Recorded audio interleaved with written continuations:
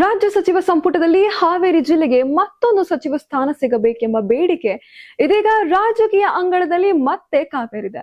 ಬಸವರಾಜ ಶಿವಣ್ಣ ಅವರಿಗೆ ಸಚಿವ ಸ್ಥಾನ ನೀಡುವ ಬಗ್ಗೆ ಕಾಂಗ್ರೆಸ್ ಹೈಕಮಾಂಡ್ ಹಾಗೂ ಮುಖ್ಯಮಂತ್ರಿಗಳು ಸೂಕ್ತ ನಿರ್ಧಾರ ಕೈಗೊಳ್ಳಲಿದ್ದಾರೆ ಎಂದು ಜ್ಯೇಷ್ಠ ಮುಖಂಡ ಸೈಯದ್ ಅಜ್ಜಂಪೀರ್ ಖಾದ್ರಿ ವಿಶ್ವಾಸವನ್ನ ವ್ಯಕ್ತಪಡಿಸಿದ್ದಾರೆ.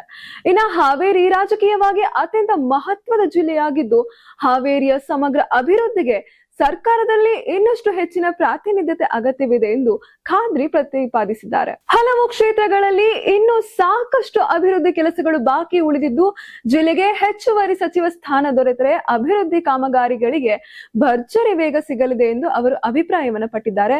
ಇನ್ನು ಬಸವರಾಜ ಶಿವಣ್ಣನವರಿಗೆ ಸಂಪುಟದಲ್ಲಿ ಸ್ಥಾನ ನೀಡಿದ್ರೆ ಜಿಲ್ಲೆಯ ಹಲವು ಜಟಿಲ ಸಮಸ್ಯೆಗಳಿಗೆ ಸರ್ಕಾರದ ಮಟ್ಟದಲ್ಲಿ ನೇರವಾಗಿ ಹಾಗೂ ವೇಗವಾಗಿ ಸ್ಪಂದಿಸಲು ಸಾಧ್ಯವಾಗಲಿದೆ.